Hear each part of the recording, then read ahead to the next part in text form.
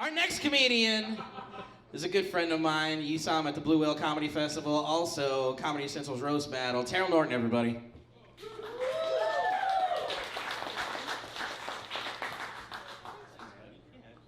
Thanks, buddy. How's everybody doing?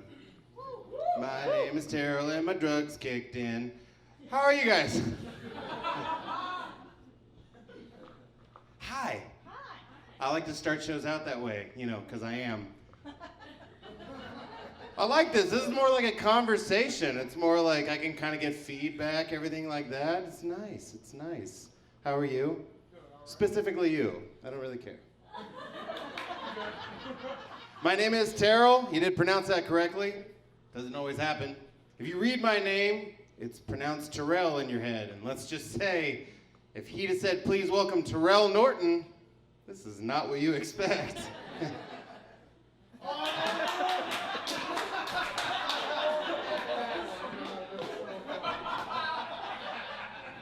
You know, that shadow over in the chair over there. I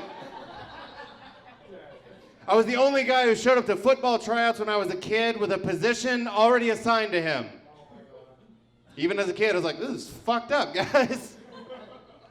This is 100% true. My greatest accolade in sports, because I'm not an athlete, was when I was a kid. My name is Terrell Norton. I was playing a football game, and the guy on the loudspeaker said, and the running back was almost tackled by Terrell Norton. My mom comes up to me after the game and goes, I heard your name. I'm like, no, the fuck you didn't. I asked her one time why she named me Terrell. I go, Mom, what the hell? Because I got made fun of like all day at school because kids are dicks. So I get home and I go, Mom, why'd you name me Terrell? She goes, we wanted to give you an interesting name. Terrell, that's interesting. I said, no, just mostly fucking misspelled. My mom was always trying to keep me positive, and then on the flip side, my dad was never positive. So like my mom was raised Southern Baptist, and my dad was an asshole. So it was a nice duality in that household, you know what I mean? Like at one point when you're a kid, it never fails. Everyone's really proud of their dad when they're a kid, but I never was, right? So other kids would be like, my dad could kick your dad's ass. I'm like, bet, when can he come around? Best play date ever. Like, can't wait to have you back, Kenny. Love ya. Speaking of parents, this guy that I work with, right?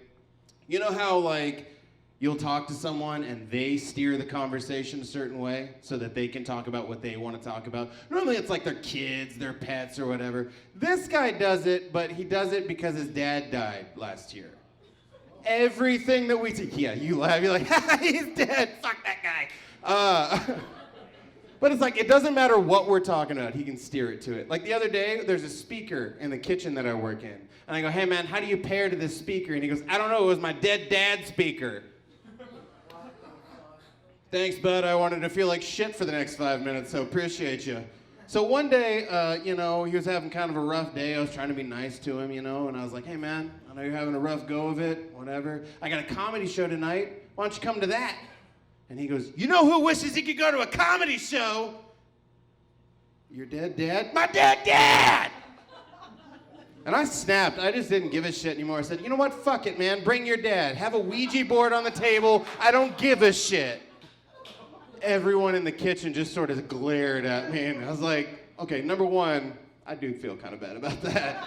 But number two, how fucking awesome would it be if he showed up with a Ouija board, right? It's like on the table, he's got his hands on the planchette. He's like, Dad, what'd you think of that joke? H-A, H-A, H-A. Sorry, his dad was Latino. J-A, J-A, J-A.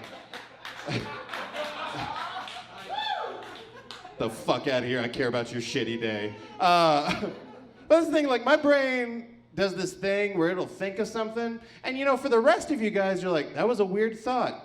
Probably shouldn't say it. My brain is like, here we go. Let's see how these people react to this fucking conversation starter. Like this one. The other day, I looked at my friend and I go, he's like sitting there talking, and I interrupted his story to go, these Hollywood couples are getting weird.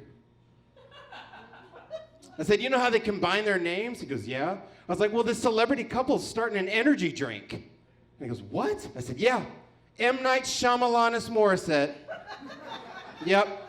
The energy drink, it tastes like rain, but with a twist. Yeah, and he just looks at me, like some of you are looking at me right now, going, 31. Terrell, you turn 31 this month. That's nothing. One time we were sitting there watching a movie and I looked over at him and he goes, what? And I go, is it a little fucked up to you that we run marathons for MS? That's like having a bake sale for diabetes. Like, it's just the rest of us sitting there being like, look what we can do. Here's some money, shut up. It really doesn't help when I'm dating. Really doesn't help. Because like I said, as soon as it comes up, it's like a pitching machine. Oh, it's ready to roll? Bam, we're going. This girl looks at me and she goes, what are you into? And I go, oh. I said, I don't know, hair pulling, ass slapping? I don't know, I'll give you a night of your life. And she went, I meant your hobbies. And I said, I'd like to stick with my original answer. She did not call me back. I'm a big stoner. Anyone here smoke weed? Ha! Joke's on you. I'm a cop. You're all fucked. Wow, you guys really held back on that. Like, is he really a cop?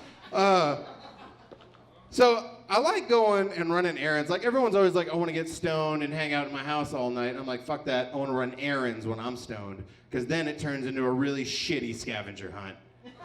I love it. So I'm sitting there at the neighborhood market, Walmart, you know, just hanging out, got all my munchies on the conveyor belt, what have you. And after all my shit's on there, I stand up there next to the register, and I never know what to say in that situation.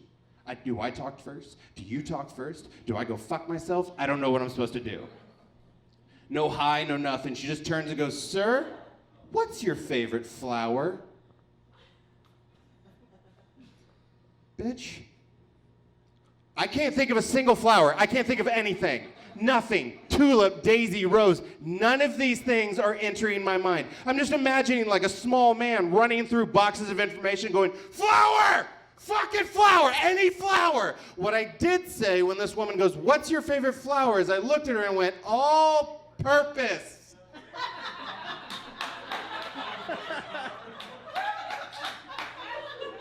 My left eye started twitching, and I'm pretty sure I just apologized and threw money at her, like, I'm so sorry, and then just left. Jesus, fuck, I wish that was just a joke. I was telling him earlier, I'm just gonna jack this fucking stand off the whole time. Jesus fucking Christ. The other night, I was hanging out at my apartment, and this girl texted me, she goes, what are you doing? Now, mind you, I had just showed up from drinking at the bar all night. I was butt naked except for Misfits socks, and I was playing Fortnite. She goes, what are you doing? And then I looked down at my situation and went, I ain't telling her that. So I was like, oh, I just got home. Not true, been home for hours. I was like, I'm under a nice comfy blanket. Not true, dick swinging, don't care. Said, and I'm about to pour myself a bottle of wine. Fuck that, I got a bottle of KD and I'm in socks, I don't care. I said, what are you doing? She goes, I'm naked playing Fortnite. I was like, fuck!